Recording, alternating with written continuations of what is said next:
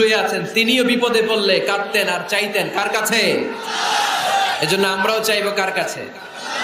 আল্লাহ ছাড়া কখনো কোনোদিন কারো কাছে চাইবো না।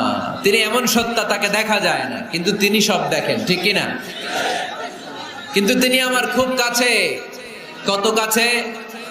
আমার বাবা আমার যত কাছের, তার চেয়েও আমার বেশি কাছের আমার আল্লাহ। আমার মা আমার যত কাছে, আমার তার চাইতে বেশি কাছে কে?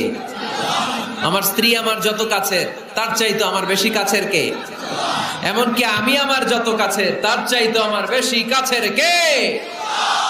এজন্য রব্বুল আলামিন বলেন, وَإِذَا سَأَلَكَ عِبَادِي عَنِّي فَإِنِّي قَرِيبٌ أُجِيبُ دَعْوَةَ الدَّاعِ إِذَا دَعَانِ فَلْيَسْتَجِيبُوا لِي وَلْيُؤْمِنُوا بِي لَعَلَّهُمْ